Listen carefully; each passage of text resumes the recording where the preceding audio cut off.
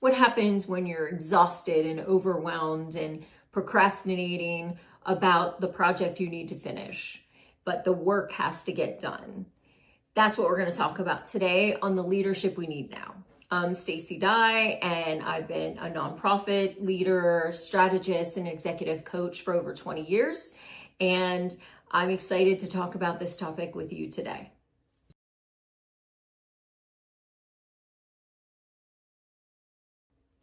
Welcome back. It's been a minute, whether it's been a cold, another cold, the holidays, or just time to take and rest and recover. It's been a minute since I've been able to show up and do things like this. Not that I haven't been working or doing other things behind the scenes, but this has definitely been something that has been hard for me to come back to and recover to and figure out what I want to talk about and what I want to say. And I think that's what's important about this moment is the fact that what do you do when you really don't want to show up, or you don't feel like you're your best, or you don't feel like this is your best work, or that you're in your best moment? Especially when stakes are high, it's important that you are present, that you're ready, that you're anticipating what's next. How do you find the drive, the willpower to really step forward and do the work that needs to be done when you do not want to do it and you don't feel like you can do your best work? And maybe the answer is all these different strategies, or maybe the answer is you don't. You take a minute, you take a breath, you take a week. If it's supposed to happen on a Tuesday, it happens on a Friday. All those things are perfectly acceptable, but today I'm going to talk about when you've kicked the can, when you've procrastinated, when you've waited too long sometimes to get the work done. How do you show up even though you feel like it's not the right time, it's not the right moment, you're not in the right headspace to do it?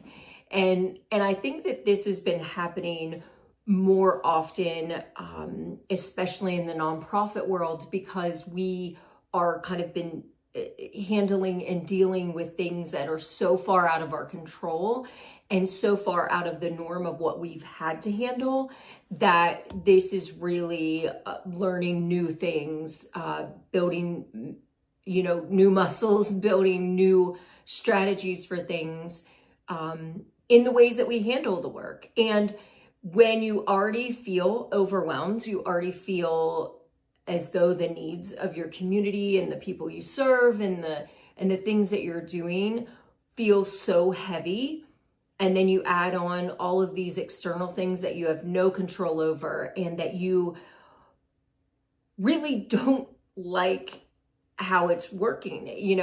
Everyone likes a nice surprise. No one likes an unpleasant, terrible surprise that you now have to handle, whether that's a budget cut, whether that's grants not being funded, whether that's funders pulling back and not giving the way they have in the past or having to change the way they give, whether that's the government grants and funding, the traditional ways that we've been able to do the work and get the work done, changing and modifying in ways that we really can't catch up to and adapt to in a timely manner. And then there's also the responsibility of the people that we're serving and the communities that we live in. And so how do we, when we're already at a 2% battery, how do we show up? How do we push through? How do we do these things? And I think for me, what I'm trying to navigate through is the fact that perfect doesn't exist in a perfect world. So to think that I can always be on, that I can always create, that I can always do things at a certain level, and that it will always be 120% or whatever is not real. And I've made that up in my head. So I have to kind of accept the fact that good is good enough sometimes, and that showing up is part of the challenge, is part of the answer. And so for me, even today when I was starting this video, there were quite a few clicks and unclicks of start and stops just to get my sea legs, just to feel like I can become comfortable again, that I can come and have something to say, something of value. And so for me, when I'm looking at this, it is about giving myself some grace, giving myself the freedom to say, this may not be your best day. This may not be your best work. You may look back and think, oh God, how did you get through that? But I'm here and I'm showing up, and that is 60% of the work. That is 60% is showing up. And as I'm sitting here, I am giving the best I can give for today.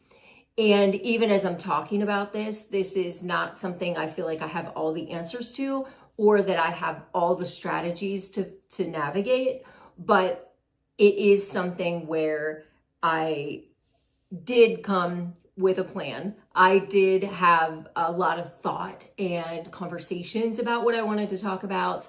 And I kind of landed on this video being necessary before I even do those other videos, is the fact that sometimes our best laid plans can kind of change. And so this first video that I'm doing today is going to be about this, not about some of the other topics I was going to talk about, simply because it was weighing on my mind. It was in the front of my thoughts, and I felt like I couldn't authentically show up for you without having this conversation.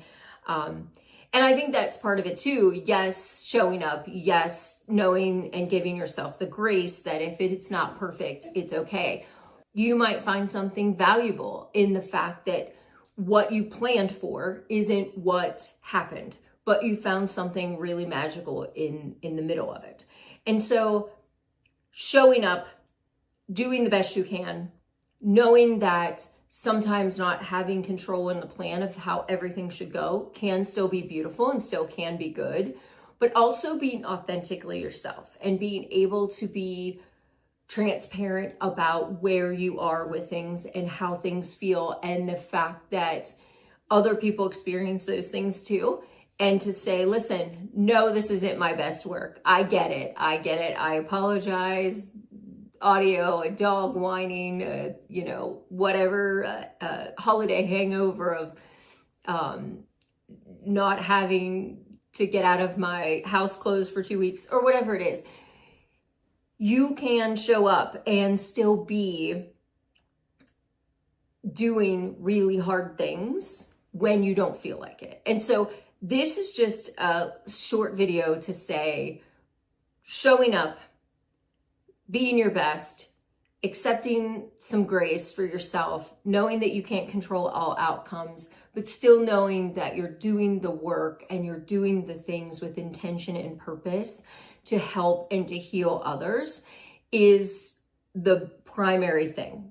Because there's a lot of polished people that can go in front of a camera and say all the right things, but don't know how to do any of those things, or give the appearance that everything should be perfect. And when your life isn't perfect or the work isn't perfect, you feel like you're failing things.